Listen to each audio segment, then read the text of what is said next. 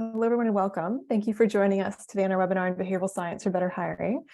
Good to see so many colleagues with us joining today. So for those of you who are new to our sessions, my name is Mary McLennan. I am the leader of the Senior Advisor in Behavioral Science in the Executive Office of the Secretary General. I also lead an initiative called the UN Behavioral Science Group, which you'll hear about today. We have some excellent speakers with us on this topic, and I will introduce them very shortly. But before I do, I'll just give a couple pieces of background information on behavioral science in the UN for those of you who are interested, perhaps a broader topic, and staying engaged with our work. So behavioral science, in terms of the UN Behavioral Science Group, we bring together over 1,000 UN colleagues from more than 60 entities in 110 countries. So there's quite a lot of interest and demand for behavioral science in the UN. And now this group really ranges both with respect to, well, across a variety of ways, including the geographies in which everyone works, as indicated by this map, but also the different domains colleagues work in across the UN system, from health, climate, gender, peace, and security. So lots of different areas. And then also this group varies with respect to experience with behavioral science. So although we do have some behavioral scientists and technical experts in the UN system, most colleagues in this group are at the early stages of their journey, thinking through how to apply behavioral science in one project or two projects and going from there. So that's really the group overall, but no matter where you are along that spectrum, there's a place for you in the group, and there's opportunities to engage with others in the UN. So that's the more working level. Then at the very senior levels of the UN, if you've engaged with the community, you've probably heard about some remarks the Secretary General has made. This is just one with respect to behavioral science being a critical tool for the UN to progress on its mandate, and then also strongly encouraging entities and colleagues to work together collaboratively, which is what we aim to do in the UN Behavioral Science Group. So if you'd like to know more about the Secretary General's vision or guide for behavioral science, there's a document that was released on the Secretary General's guidance note on behavioral science. That's what it's called. So you can check that out. We'll put some of the resources in the chat for you. There's also the UN Behavioral Science Report, which covers the experiences of 25 UN entities applying behavioral science, and also what they're doing across their entity overall. And there's also a guide we released, a practitioner's guide to getting started with behavioral science, which is a good resource for those of you who are particularly early stages of discussion. So I encourage you to check those out.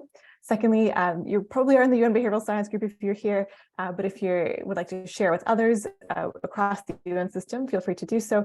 And there's also the opportunity to join from outside as an observer. So we have thousands of colleagues from governments, international organizations, civil society, academia, who are also part as observers. So if you want to share with other people you know who want to know more, keep in the loop of behavioral science in the UN, there's that. I encourage you to share at the UN Behavioral Science Group. And then lastly, if you want to follow us on Twitter, you can do that at UN_BSci or UN_innovation. And we tweet out frequent things when it comes to behavioral science across the UN. Okay, so that's enough about behavioral science and the behavioral science group.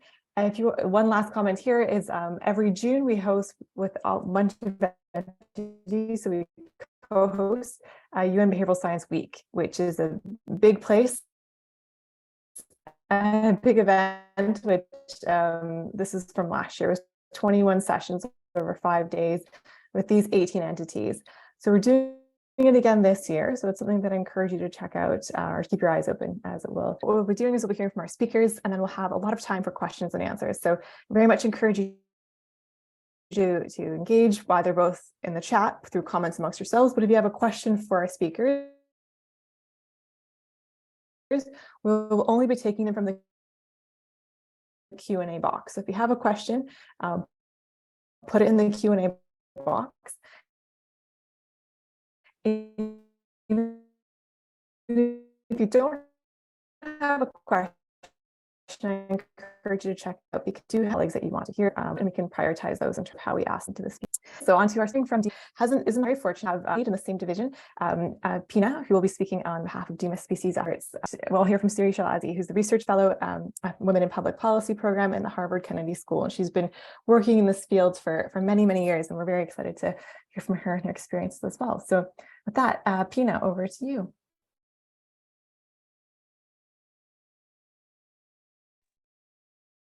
Thank you so much, Marie.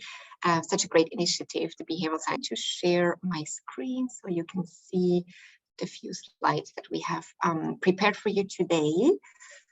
Just give me 1 second. Voila.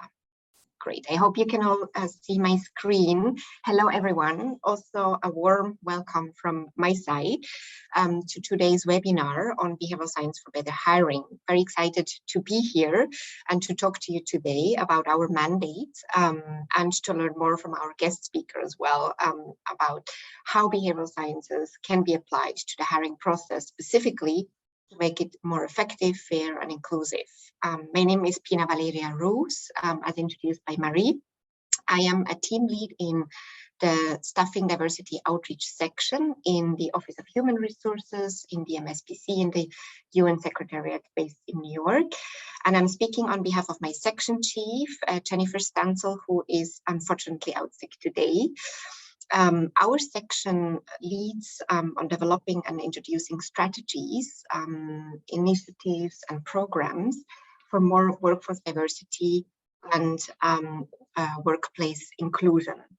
So we have, first of all, I would like to also extend my special thanks to the Behavioral Science Group for providing us this opportunity to talk to you and present to you today. The Office of Human Resources invests in diversity, equity, and inclusion with various initiatives. And behavioral sciences is a very promising methodology to help our work on debiasing the hiring process, for example. Behavioral sciences, as some of you may know, is one of the key workforce capabilities as identified by the Office of Human Resources as well. And I myself have just completed recently a certificate in behavioral sciences from actually Harvard Kennedy School Executive Education. On the second slide, I just wanted to show you how our work of our section within the Office of Human Resources is contributing to the various elements of diversity, equity, and inclusion. Our mandate is linked to diversity, equity, and inclusion and focuses on strategic talent acquisition and diversity. Talent acquisition priority. Our section develops inclusive strategies and initiatives aimed at building an even more diverse workforce across the organization and supports also secretariat entities in best ways to engage with diverse talent, including outreach and in-reach practices. Our work contributes to creating a just, inclusive, and diverse United Nations, where everyone feels that they're valued and that they belong. And also, we contribute to an effective, efficient, fair, and agile hiring process, which enables the organization to have a diverse and inclusive workforce. You might ask yourself, why do we need diverse and inclusive workforce? Well, the success of, I think, any organization is closely tied to its people. The diversity and the complexity of global United Nations presence and mandates must be matched by a diverse, geographically equitable, and also gender balanced, multi-talented workforce that visibly demonstrates the core values and processes the workforce capabilities need for the future, and has a modeling impact on the communities that we serve and creates the gains in efficiency, productivity, innovation perspective from the diverse peoples of the world. Why do we need unbiased hiring processes? Debiasing the hiring process is important for several reasons. By ensuring that all candidates are evaluated based on their qualifications, based on their skills, knowledge, and capabilities, on their experience, rather than on factors that are maybe irrelevant to job performance. Also, it can improve employee morale by creating a sense of fairness and transparency, although fairness is always subjective, but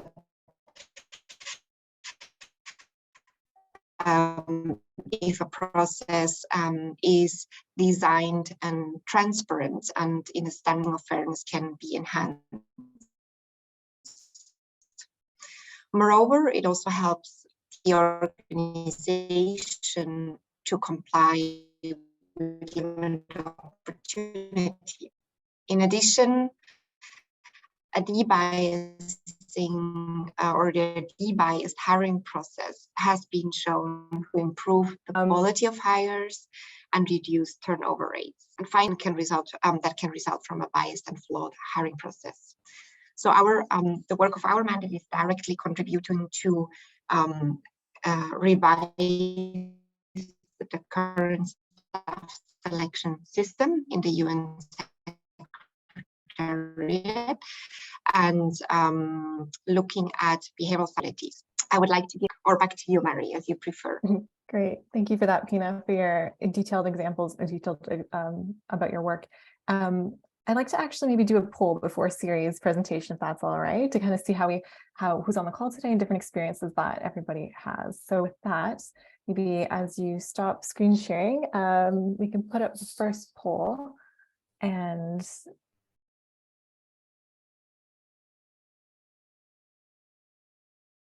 see where it ends. No? Okay, so I think it has been launched. It should be coming up on your screen right now if you haven't seen it already. So how important do you believe behavioral science is in the hiring process? So we've heard a bit about the hiring process from Pina already, and we'll hear a lot more from Siri shortly. So just to get a sense of who's on the call and how bought you are in how much buy-in there currently is for behavioral science in this group. Okay, so we see lots of answers coming in. Great. Okay, so it seems like we'll give it maybe a few more seconds, and then we'll end the poll. Most people have answered, I think.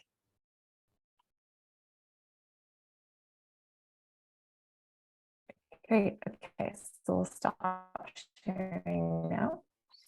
So in the group today, we have, I think you've seen the chat, a bit of a biased group here, and that most people see it as very important. That's probably why you showed up today. But we have to have a spectrum of colleagues from different experiences and reasons why they join us. So this is good to hear. So maybe Siri can take that with you. Have some buy-in in the group, but maybe where can you go with that and to take it even further. So with that, we'll turn it over to Siri for her presentation and her discussion today. Thank you so much for joining us.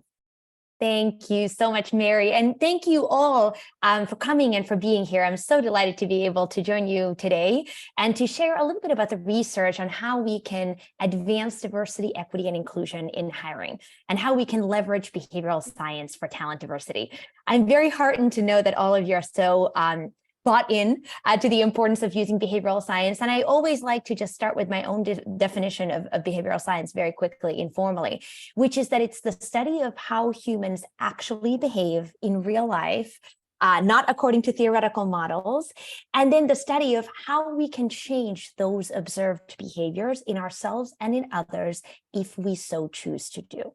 So keep that lens in mind as we go through today, and I'm going to quickly share my slides. Here we are.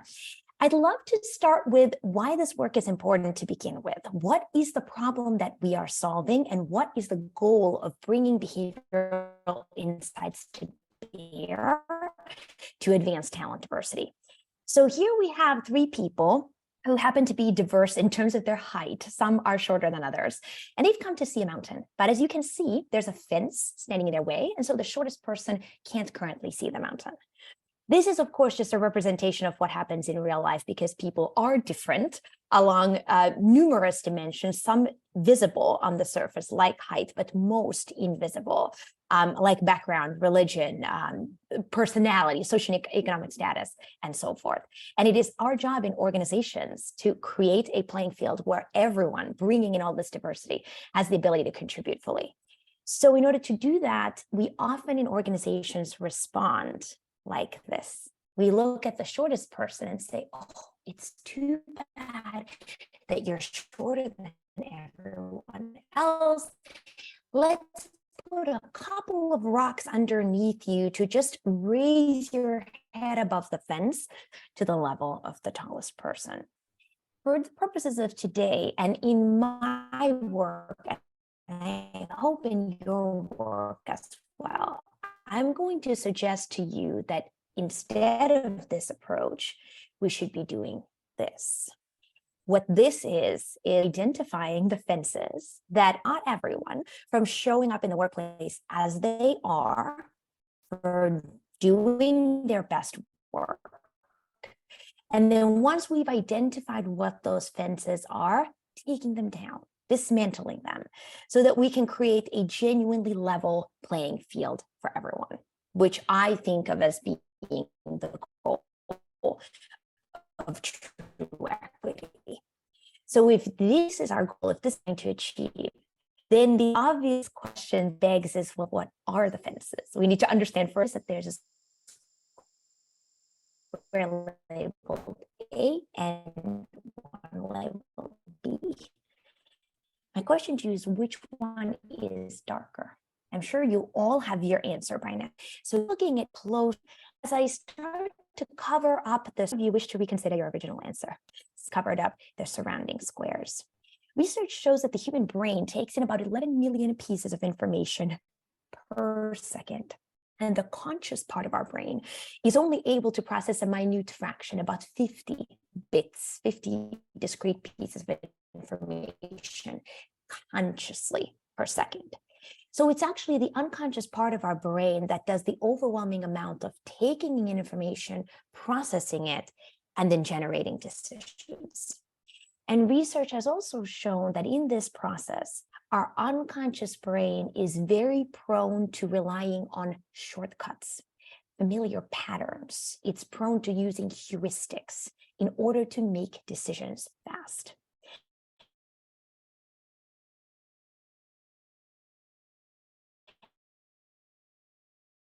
And that's exactly what happens to us here on the checkerboard. When you saw this, you understand is that unconscious bias is simply a facet of how human brains process information. It's not inherently good or bad, it just is, and it impacts every last one of us humans. But there's another important takeaway from this exercise. Does square A, still look darker to you now, even though I've already proven to you that A and B are actually the same color? My guess is you're saying yes and nodding yes. Me too. And I've seen this demonstration about 5,000 times. So even once we are aware that we have bias, even once we even are often difficult to overcome their effects. If I just ask you to sit here and be a little bit more intentional and work a little bit harder and keep staring at squares A and B, 5 minutes from now or 5 months from now, A would still look darker to you. Bias is so deeply baked into our brains, our stubborn brains, that our brains need additional help to overcome its effects. And in this case, that help is the rectangles that I'm bringing in that quite literally take away the pattern by obscuring the surrounding checkerboard. And now with the pattern removed, your brain all of a sudden has no difficulty seeing that A and B are two squares.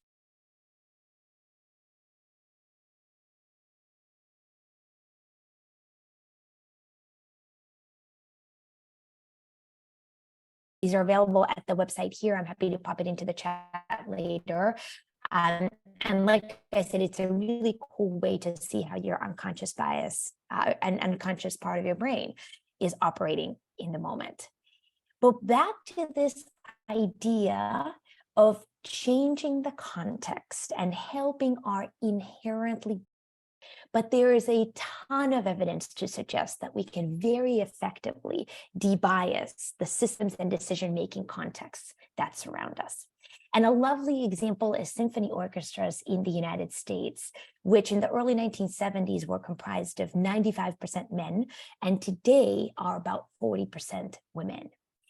This change in large part was accomplished by moving to a new audition process, whereby the orchestra directors would listen to the music behind a curtain so they could hear the music that was being played. They could judge the quality of the performance, but they couldn't see who was playing.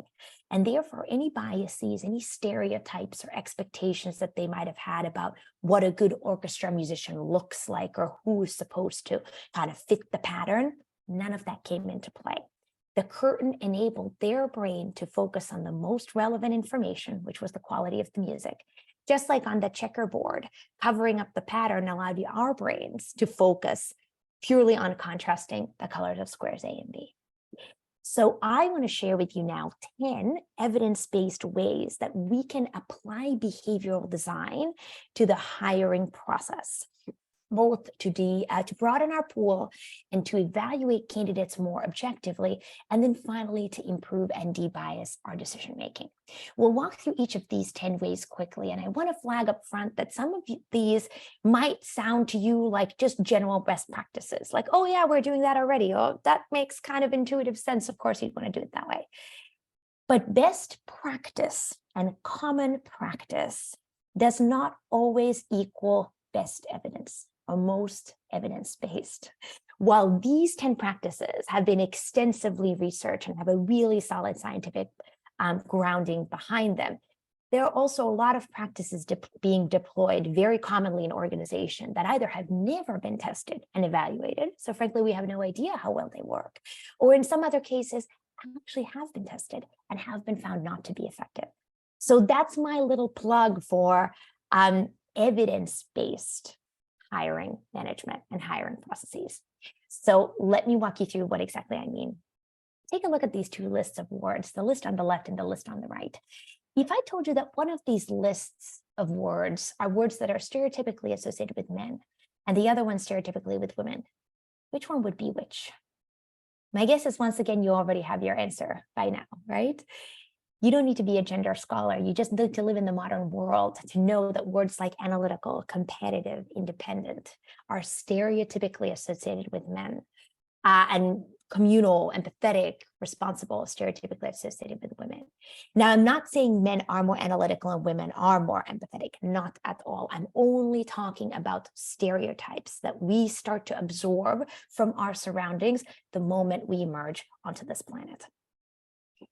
But it's interesting to know that there's gendered language, but it has big behavioral implications. And that's really where this becomes relevant for us, because studies have shown that the type of language that we use in job advertisements actually influences who will apply for the job. There were a couple of big randomized controlled trials done on online job platforms like Monster.com that showed that a job advertisement that disproportionately uses male stereotype language, like the words on the left, actually attracts more men to apply for the job, and vice versa. So sometimes we are narrowing our pool without even realizing. And likewise, job seekers, the candidates who are reading these job descriptions, are choosing not to apply to a job or to apply for a job without even consciously realizing why, because a lot of these biases operate on the unconscious level. So in this case, the fix, fortunately, is very simple. We can either eliminate these types of explicitly gendered words or consciously balance out masculine and feminine stereotyped language to appeal to the broadest possible pool. And there are both free websites that can help you flag gendered words, and there's also paid software that will help you replace gendered language in your job ads and other communications as well. Another interesting finding from behavioral science is that when it is unclear whether a salary or other aspects of a job can be negotiated, we observe a gender gap in negotiation where men tend to be more aggressive about negotiating and women less aggressive, which is a part contributor to the gender pay gap that we observe across the world. However, when a job ad is explicit about whether certain components of the job can be negotiated, so it might say salary negotiable, vacation time not negotiable. When it's made explicit, this gender gap in negotiation and in resulting starting pay narrows significantly. Transparency is a cure for many things, but transparency in particular about negotiability can be a very simple strategy, both in hiring, but even in thinking about, internal organizational things around promotion, around asking for raises, making it more transparent when you can do it, if you can do it, the parameters within which you can do it can help level the playing field for everyone. And then finally, in order to broaden our pool, it's very important to think about the symbols and the role models that we are communicating. This picture on the slide refers to a study that looked at the hiring practices of Silicon Valley tech firms at large universities in California. And they found that when these tech companies went on campus to give presentations to students, prospective employees, they tended to overwhelmingly have men in speaking roles. They tended to feature imagery like this one in their PowerPoint presentations, in their hiring brochures and marketing materials. And when they gave out little gifts, tokens of appreciation to students for coming to the presentation, they were things like beer can openers. This is all communicating a pretty consistent message about the culture of these companies and about what type of person might be successful there. The tech companies, of course, were just completely confused as to why they couldn't get more women and people from underrepresented racial and ethnic groups to apply. We're looking so hard for the women, but we just can't find them. Well, actually, what you were really doing, tech companies, is you were actively telling anyone who's not a white, young, techie guy that they wouldn't belong and probably wouldn't succeed in your organization. So a very simple way to broaden the pool is to audit the pictures you use on your website, in your recruitment materials. Audit who you send to represent your organization at recruitment events, who gets a speaking role, who's there just taking attendance or doing admin tasks, whose names get mentioned in communications, right, externally and internally, and making sure that these types of symbols and role models are actually as diverse and inclusive and representative of the organization as you wish them to be. So moving on to thinking about how we can evaluate candidates more objectively. Science tells us that choosing our evaluation criteria in advance is critical. There's been a couple of great studies in the vein of what I have on the slide. One example is a study that had participants hire for the fictitious role of a police chief, which of course in our cultural context is a male stereotyped job. And there was a male and a female applicant for the job, and researchers varied which one of them had more education and which had more experience. When participants were just asked to pick the best person for the job, they essentially always picked the man, and they would retrofit the criteria to justify their decision. So if the man had more experience, they would say, oh, well, experience is clearly the more important attribute in this job. And if by contrast, the man's resume had more education, they would say, oh, we're looking for the person who has the most formal education for this role. However, when study participants were asked to choose the criteria in advance, and only then, after choosing the criteria, evaluate the candidates, this gender gap in hiring disappeared completely. And they ended up picking whichever candidate had the qualities that they actually had said they were looking for. So pick your criteria in advance, focus them on the skills that are required rather than the pedigree, rather than, need to come from an Ivy League university, need to have this such and such level grade point average, or need to have a degree in a specific field. And also think about the existing team context. Most of our work today is not done in isolation, right? We collaborate with our colleagues. So look at your existing team and say, what are the skills and competencies that are not currently represented? And how could an incoming new colleague fill in a gap and bring in something additive? Think expansively about suitable backgrounds. Let's say we're looking for someone with accounting experience. Well, one way to have accounting experience is to have an undergraduate degree in accounting. Yes, that's true. But there are a lot of different ways one can obtain the necessary skills to actually do an accounting job very successfully. So the more narrowly we define our skills, the more people we are inadvertently turning away from the pool. Clarify what good looks like. So if we're looking for education, let's say we think that that's important. What kind of education? What is it about the education that's important? Or instead of just saying they need to have a minimum of 5 years of work experience, what if they have 3.5? Are we going to automatically exclude them? I would argue you shouldn't, because the person with 3.5 years of experience might actually bring all the necessary skills and competencies that are needed. Anonymizing resumes is the intervention in real life that comes closest to that orchestra example of auditioning new musicians behind a curtain. And this can be a very effective way to de-bias hiring. Because if you think about it, a person's name maybe indicates their gender, maybe indicates their race or national or ethnic origin, but it certainly doesn't convey any job relevant information about their skills and competencies. So it only potentially serves to trigger our biases, our stereotypes, and therefore introduce noise into the evaluation. So blinding, anonymizing does work to reduce bias in the hiring context.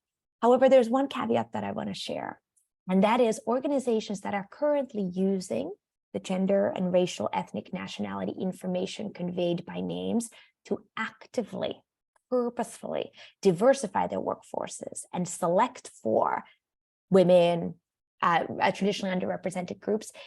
If you now anonymize the resumes, you take away this organization's ability to do it.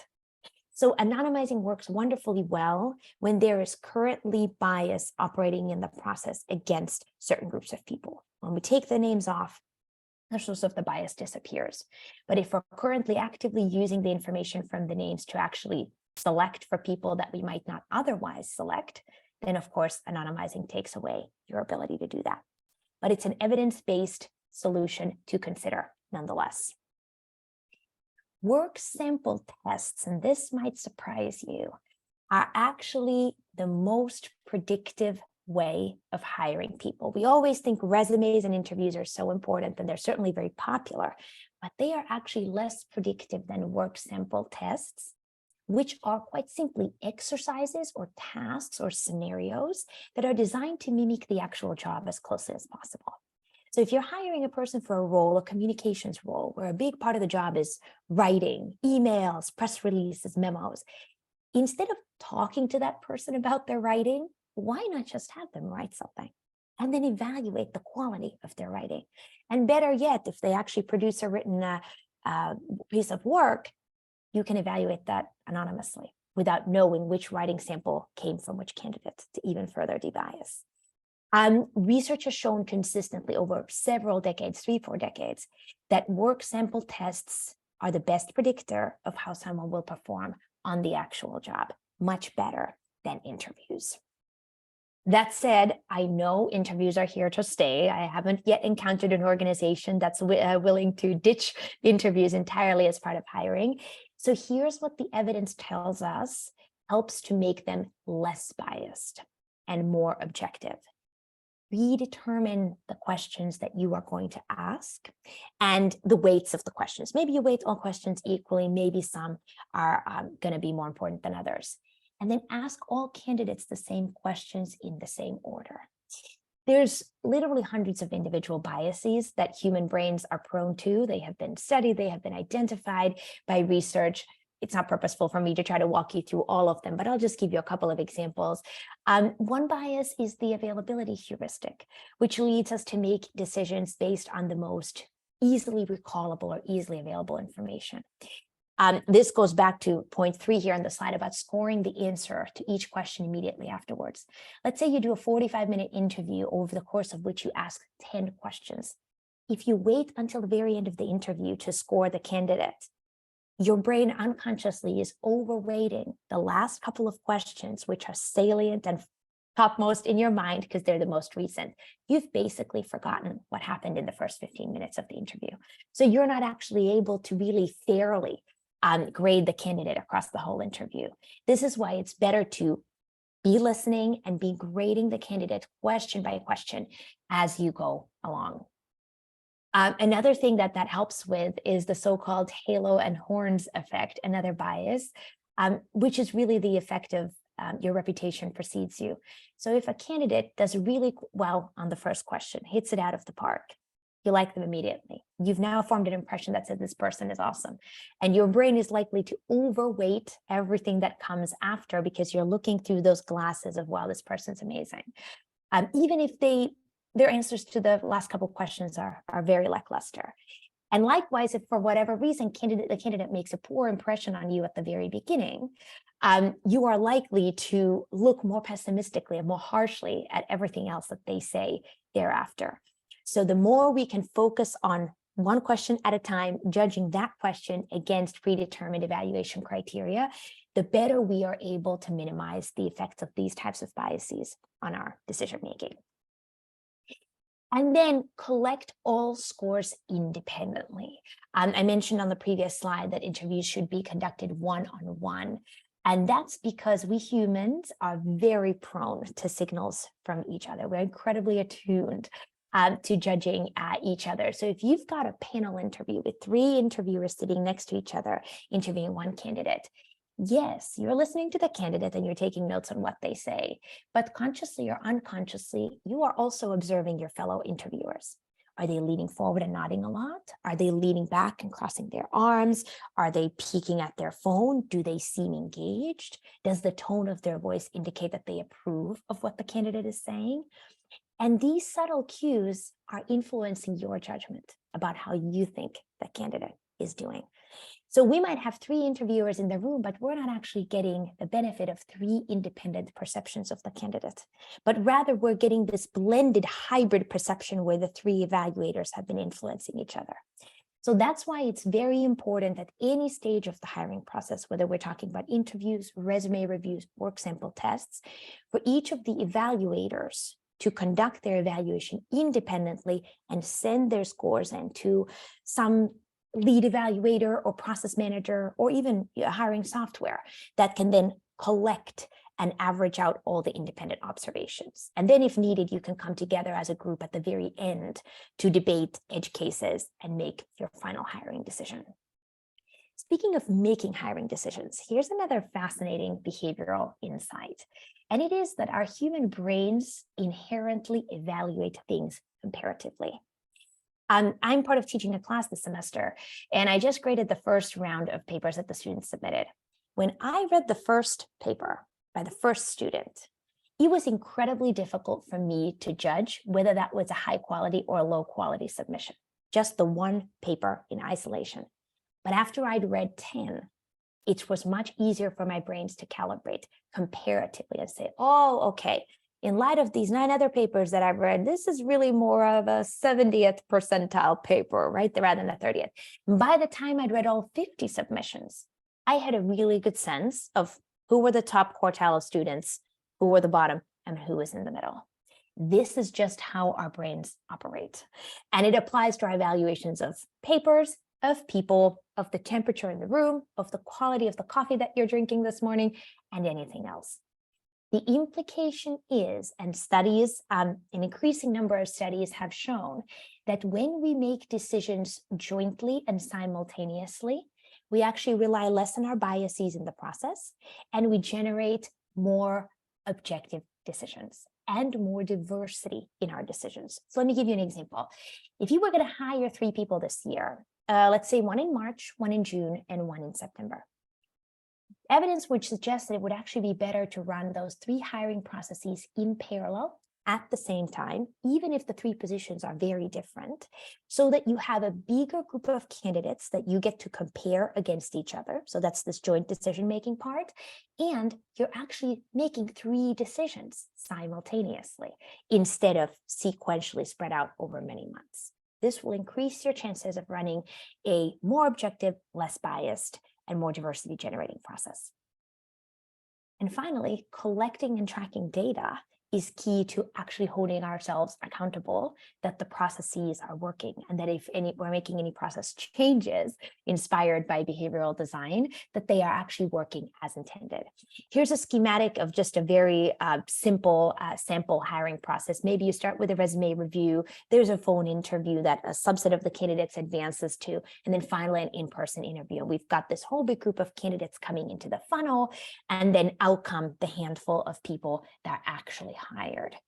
At every stage of the process, I would encourage you to track things like the number and percentage of applicants by gender, by race, ethnicity, nationality, disability, veteran status, LGBTQ+ status, whatever other things you care about.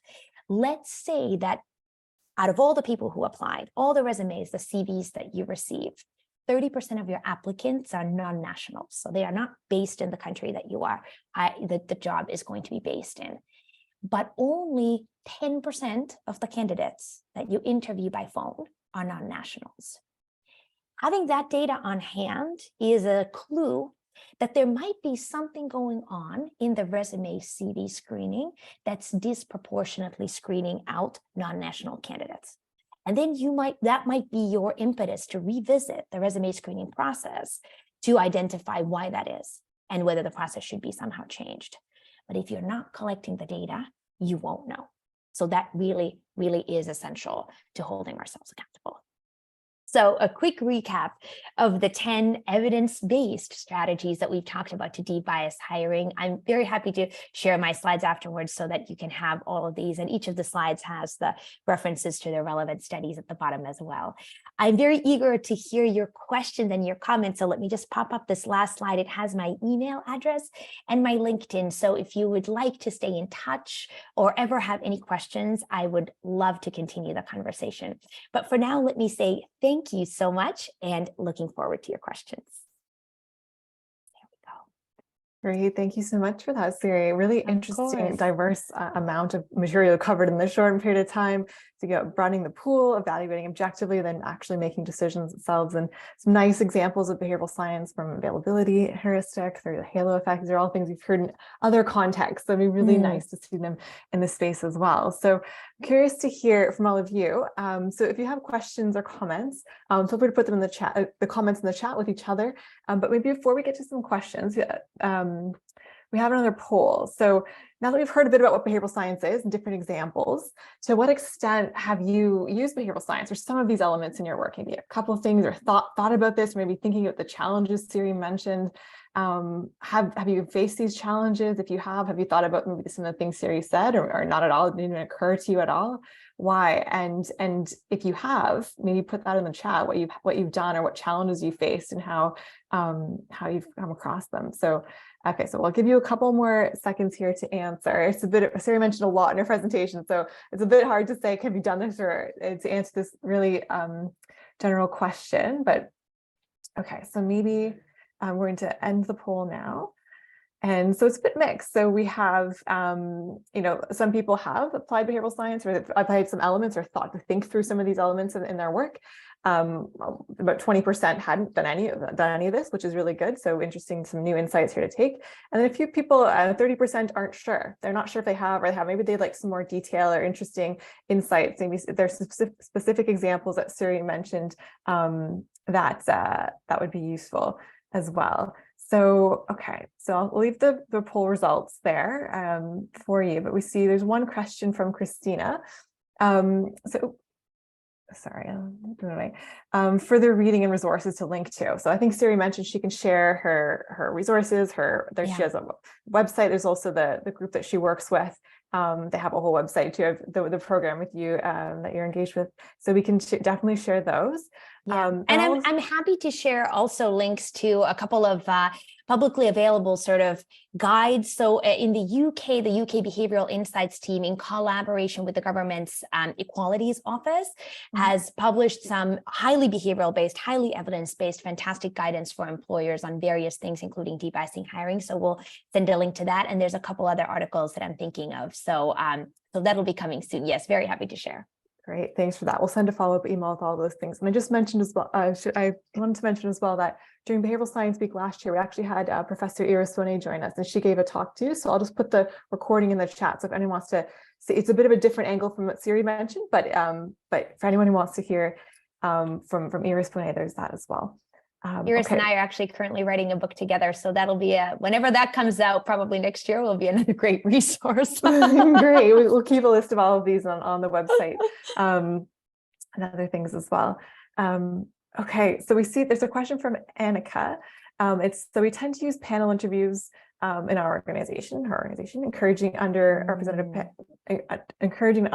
panelists to be included in the mandate. Is this an effective method? What do you think about this strategy? I love this question. Thank you. Here's the thing. Evidence shows that biases are generally shared, and what matters more than who you are is what you see. So women and men tend to hold the same gender biases. Members of majority ethnic groups and minority ethnic groups in any given context, that of course differs by where you are, tend to hold the same race and ethnicity biases. So just bringing in, let's say, in the US context, white people are a majority. So let's say bringing in a person of color, a Black person onto the interview panel, that's not going to automatically de-bias the process with respect to race. There are other compelling reasons why you would want to include the diversity of staff in the hiring process. Most importantly, it's that symbols and role models argument, right? The fact that a candidate encounters a great diversity of people as part of the hiring process sends a signal to them that diversity is indeed represented in this organization, that if I don't fit the majority mold, that I can still be successful here. So I think from that standpoint, it's a great idea to have as a rule to include a diversity of perspectives, but it's not enough to de-bias the process. You have to specifically make changes to the structure of the process, like we talked about, conducting structuring interviews, work sample tests, predetermining your criteria to help all of the evaluators evaluate the information in a de-biased way. Thanks for that, Siri. So it's interesting to hear all the different ways you can do it and have the necessity of doing it all, not just one element that you think might be you can do easily, maybe. So it's a multifaceted approach that needs to be taken. So really interesting. So I have some questions for you. Sorry, go ahead, Tina. Yes, I can just maybe just add very, very quickly as an example. Yes, absolutely, I agree with Siri, but I do think that projections are important. So role models that you would reflect very well, like what kind of picture you're sort of like presenting out there, with the sentiment of like whether candidates in this case feel that they would belong and would be welcomed, and also to see, we did like an example of last year with a secretariat entity, a webinar around women leadership, and it was very important that we had the necessarily like representatives in their roles in the webinar, speaking to the audience. If you already like, don't consider that, it could further disencourage also candidates. So obviously it is absolutely not sufficient to do so. Exactly. So de-biasing the process is a very, on all the different elements that Siri has pointed out. But we saw that was very important to sort of on the attraction and engagement part as well. Yeah. It's interesting to how the different elements of what Siri mentioned can kind of come together, the role models and the other spaces too. Okay, so there's another question here from Christelle. I think she's from ICAO. This is the aviation body of the UN. So she mentions that aviation is a male-dominated environment for now. It's often said that women are underrepresented because they do not necessarily apply. So it would be the first recommended action to take, particularly, I guess, in fields that are very dominated by one type of group. What would you suggest in those sorts of environments? Both Siri and Pina, what are your thoughts on this? Number one, check your data. I can't tell you how often I go into organizations and leaders tell me, Siri, just so you know, here's the problem. This is what we're dealing with. Say, okay, wonderful. Show me the data. And I look through the data and the data tells a completely different story. Sometimes the perceptions that we have of what's going on are incorrect. So the first recommended action would be to actually look at your data and see if is this really true, at exactly what percentage of our applicants are women, exactly what percentage of the people that we hire are women. Is there a discrepancy, and are we really seeing too few women applying? And if that turns out to be the case, which is it very well might, then you want to go to those first 3 recommendations around broadening the pool. One thing that I didn't talk about is another insight from behavioral science, right?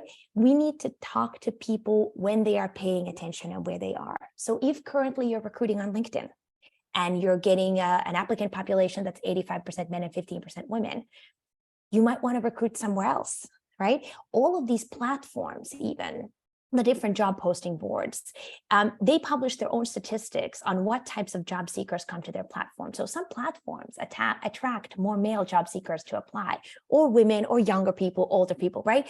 So it just then is going to take a little bit of work to figure out where are those women or members of any group that you're trying to target, and then you have to go to them to recruit them where they are. Tina, what would you say? Yeah, fully agree. I think the data is absolutely key, and that shows also in our work, where like in our mandate, we look at the global secretariat, so the different entities, and often we can sort of, recommend corrective actions based on data that would not necessarily be the same as when we just accept or understand like a certain reality that might not be evidence-based necessarily. So I think that's absolutely key to understand the data. And you mentioned before, Siri, also the importance of collecting data in your pipeline. So that could be another step that you could look into in ICAO. Basically, do you have any evidence when actually women apply, whether their success rate to be selected is significantly lower than for men applicants? And if that is not the case, maybe you see a specific adverse impact in let's say in your pipeline, in specific steps in your pipeline. So I would also try to look into that to just come to a bit more comprehensive understanding of where the issue, the problem actually lies. And that's, I think, another good sort of a keyword. Often we have a certain understanding of the problem or the challenge, but when we dig a bit deeper into data, we see that maybe the issue is not so much about attraction or protection of will you fit into this work environment, etc. But the issue might be much more in the selection rate, the onboarding. Maybe there's a high turn or not enough retention rate, turnover, etc. So I think that's also get a good grasp around where the problem is, basically. Very interesting. And it's funny, sometimes people say they don't have data, but they do have data in different ways. So it's finding it. You might already have it, you just haven't accessed it. And yeah, that journey map too, we've seen interesting about aspects about when you apply for the different actions or parts of the application process. If you have data on that in particular, we've seen some colleagues be able to find where the drops, obviously you're mentioning too in some of your work, Siri, where the drop off is and where you can figure that out. Okay, so there's a lot we can dive into there in terms of data, but maybe we'll move on to the next question, which is somewhat related to data as well. So could you tell us a bit more about the link between behavioral science and hiring and the increased use of artificial intelligence and machine learning algorithms, particularly to analyze and interpret candidate data? So both, Pina, maybe do you want to start with this one? And then yeah, please. After? Yeah, that's a great question. And artificial intelligence is, or machine learning is a very interesting technical, I would say, support, but maybe shouldn't also be relied on entirely, right? There are certainly also biases in machine learning, as I think I know UNESCO does very, very good work around that. How actually machine learning can further strengthen certain biases rather than de-biasing that already exists in our society. So just there are little caveats maybe around tools. But I think you also said that there are good resources out there. And one of them, for instance, when you look at how do you promote, or what kind of language to use to promote a specific job or to describe a successful sort of ideal candidate on the job. And there are some great tools around debiasing that language a little bit, although I think they're only available or mainly available in English, so that in a multilingual work environment, as we are in the United Nations, that's often a big challenge. Because language also matters a lot. But I would say there is a lot of interesting opportunities as well to further sort of maybe scale insights from behavioral sciences. I don't know, Siri, if you have examples from your side as well that were successful. Yeah, I would agree with everything that you've said. I would add, there are certainly examples of contexts that have already been studied where artificial intelligence outperforms human decision-making. For example, in medical context, they're able to analyze larger amounts of data than a human doctor can in a given amount of time, reference past examples, all this kind of thing, and in some cases generate better treatment recommendations. That said, these algorithms are all created by us humans. Let's not forget that. And in many cases, there are also many examples when we humans have encoded our biases into the algorithm, which in some cases even amplifies their impact. And so my number one takeaway for all of you would be to test, right? We cannot unleash these algorithms out into the world, onto populations of job seekers without knowing their impact and without having validated that there is no unintentional bias or disparate impact being created. So if you are in a position, for example, to look at vendors and make decisions about what kind of hiring software you use, the number one question I would ask of any vendor that you're considering is, can you show us have you validated your algorithm? Have you evaluated it for disparate impact? Are these data publicly available? And if not, that's a big red flag. And if they haven't evaluated the impact, that's an even bigger red flag. Very, very good tips there, and important things that we can all consider and take with our work as we engage further in this space. So I think we're coming up on time here, but if we can maybe take a few more minutes for a couple more questions, Siri, if that's all right. So just one actually kind of building an example in the chat, which I think could be interesting about a specific bit of work that somebody's carried out. So could be maybe to dive into a specific example, Siri, to get your thoughts. So this person, Joanne, has carried out what's an unbiased an unconscious bias checklist with panel members, and they've sort of piloted it in their way in their work, but they didn't have sort of mixed reviews in terms of how panelists from HR viewed it. And people, I guess, it's a new approach, right, to how hiring has been done over many, many years. So they're not sure of the impact or really considering how to share this information to go forward. So do you have any tips or advice on somebody maybe thinking about unconscious bias in a panel, whether a checklist is a good approach or maybe another way you could, how do you deal with that with panel members? Any kind of specific examples you're able to share? I really appreciate your sharing this, Joanne. I've actually never heard of anything exactly like this. So this is a very cool example. Now, checklist as a general tool, in general, are a great tool, a very evidence-based tool to help us do the things that we need to do. The only challenge I see with an unconscious bias checklist is unconscious bias is by definition unconscious. So we can't interrupt it at the conscious level. It's just like, we're talking about two different things, you know, the top of the building and the basement of the building. I mean, they're not connected, right? If you're on the top floor, you cannot be in the basement and vice versa. And so it's very difficult to disrupt or interrupt our unconscious mental processes using our conscious brains. So the idea of being more aware of your biases, what I love about this intervention is it's very timely, right? You're having people go through the checklist right before the interview. And that's a highly behavioral strategy. We need to talk to people when they're paying attention, and we increase the likelihood of actually the intervention making some kind of difference. So that's the piece that I love. But I'm not sure how, you know, going through that checklist of, availability bias, halo horns effect, confirmation bias, this and that, 10 minutes later, when you're talking with the candidate, would that actually help? So this would actually be a wonderful experiment to run.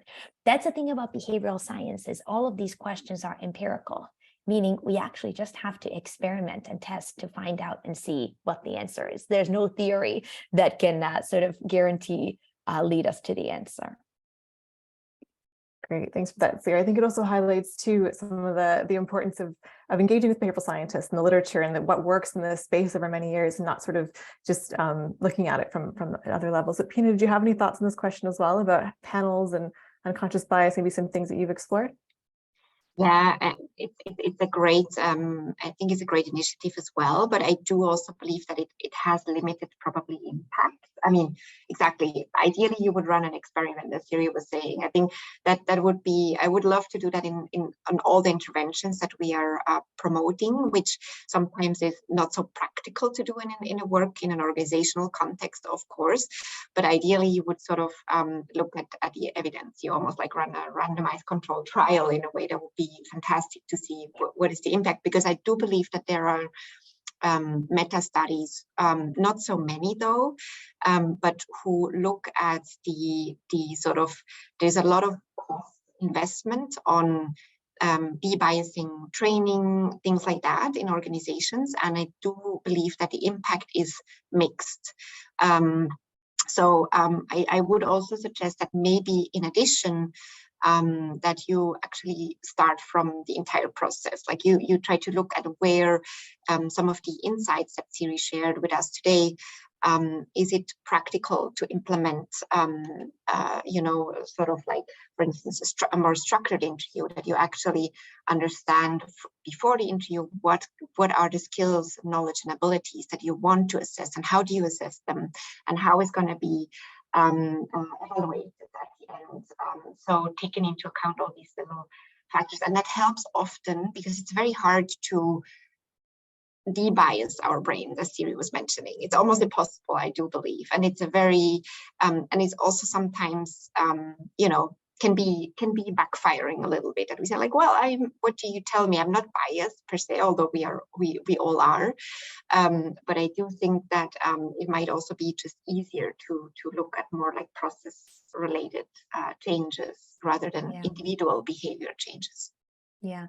And Pina, just to add to what you said, the evidence is very convincing that our behaviors and what we actually do can change without our underlying beliefs and attitudes, conscious or unconscious, changing. This is a real sort of game-changing insight in behavioral science, is we don't have to convert people's hearts and minds to get people to do different things. And so then my question to organization is, which one do you care more about? Do you care about what's inside people's hearts and brains? Or do you care about what people do every day when they show up to the office? And as a behavioral scientist, I, of course, have an answer, which is I care about what they do. I care about behaviors. They can think whatever they want.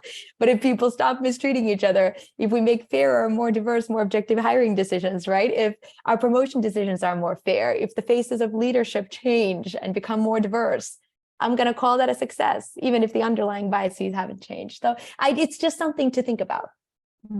I know this is a really important point. It comes across not just hiring, but all aspects of the work. We've talked about the UN, sort of attitudes and beliefs and thoughts and emotions, and then the actions, and how does it all. So this is a really interesting and important point that you're raising here.